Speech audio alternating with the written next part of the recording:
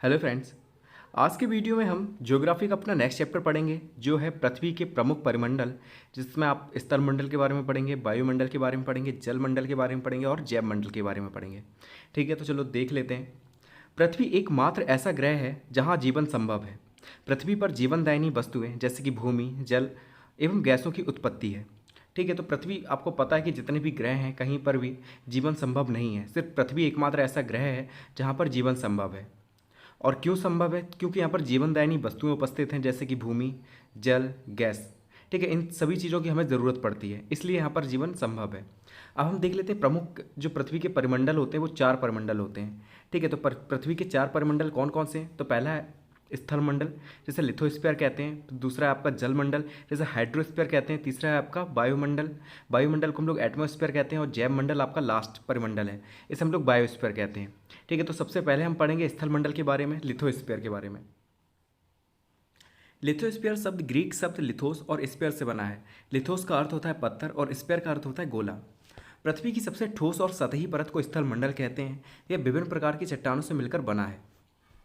स्थल मंडल के धरातल का लगभग 1/3 भाग महाद्वीप के रूप में विद्यमान है।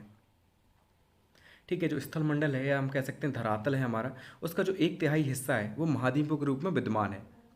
ठीक है, और ये चीज़ याद रखना कि स्थल मंडल को इंग्लिश में लिथोस्फीयर कहते हैं, जो कि ग्रीक भाषा के शब्द लिथोस और स्फीयर से बना है। लिथोस का अर्थ क्या होता है? तो पत्थर होता है, और स्फीयर का अर्थ होता है गोला। और पृथ्वी की जो सबसे ऊपरी सतह होती है, जो सबसे ठोस एवं सतही परत जो कहलाती है, उसे हम स्थल मंडल कहते हैं। और ये किससे बना? तो विभिन्न प्रकार की चट्टानों से मिलकर बना होता है। और स्थल मंडल का जो धरातल है इसका लगभग 1/3 भाग महाद्वीपों के रूप में विद्यमान है। ये चीज़ भी याद रखना कि 1/3 भाग क्या नाम जो है वो महाद्वीप है, और जो 2/3 है वो महासागर है। अब महाद्वीप किसे कहते हैं? तो पृथ्वी के स्थलीय भाग को 7 बड़े बड़े भूखंडों में विभाजित किया गया है, जिन्हें महाद्वीप कहते हैं। देखिए, महाद्वीप के बारे में मैंने बहुत अच्छे से आपको फर्स्ट सेमेस्टर में पढ़ाया था।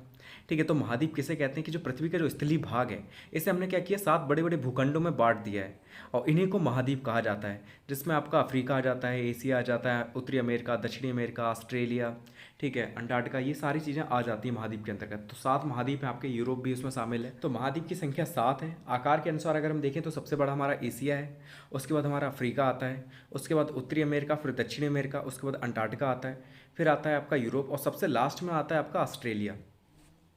ठीक है, तो आकार के अनुसार आप इसे याद रख सकते हैं कि सबसे बड़ा अगर पूछा जाए कि महाद्वीप कौन सा है तो एशिया है, और सबसे छोटा है आपका ऑस्ट्रेलिया। अब हम बात करेंगे जलमंडल की। ठीक है, स्थल मंडल में इतना ही है। अब हम जलमंडल की बात करेंगे, जिसे हाइड्रोस्फीयर कहा जाता है। हाइड्रोस्फीयर शब्द ग्रीक शब्द हंडर से बना है, जिसका अर्थ होता है जल या पानी।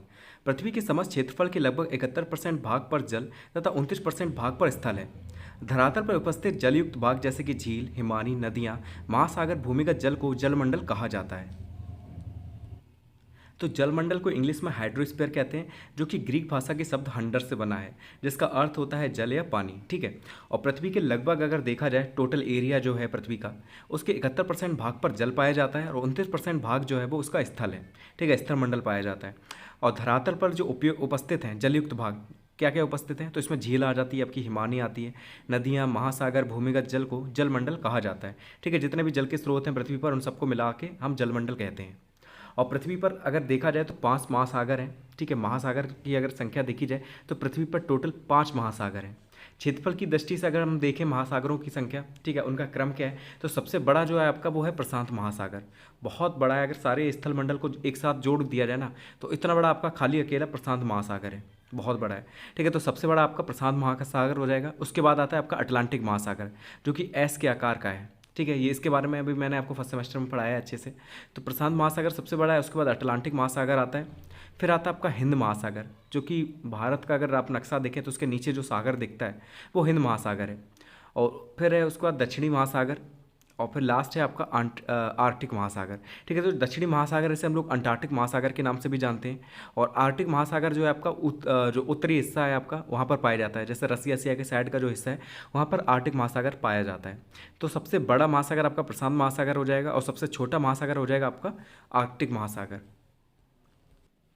अगर आर्कटिक महासागर की स्थिति देखें तो ये यूरोप के जो ऊपर का हिस्सा होता है वहाँ पर पाया जाता है, जबकि अंटार्कटिक जो महासागर है वो सबसे नीचे हिस्से में पाया जाता है।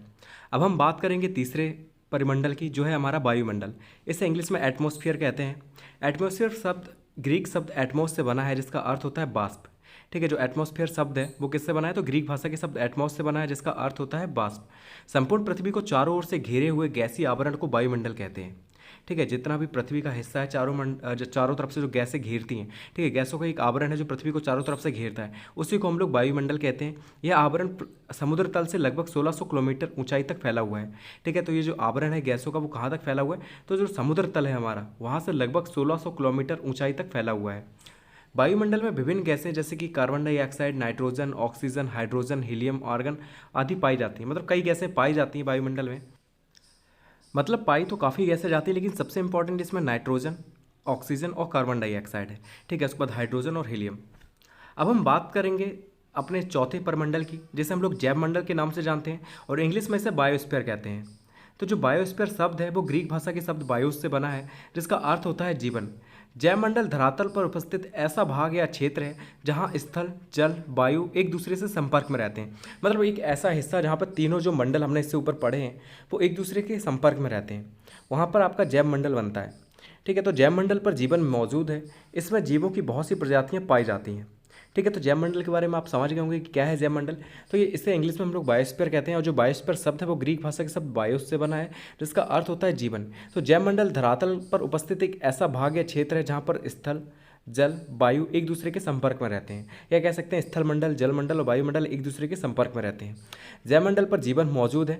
इसमें जीवों की बहुत सी प्रजातियां पाई जाती हैं। तो ठीक है, हमने चारों परमंडल यहाँ पर कंप्लीट कर लिए हैं। इतना आपको लिखना है क्योंकि 1 नंबर से ज़्यादा ये क्वेश्चन नहीं बनता। ठीक है, अगर 2 नंबर में भी बनेगा तो आपसे पूरा पूछेगा, तो इतना काफ़ी हो जाएगा इसके लिए। ठीक है, तो इतना ही है आपका इस चैप्टर में।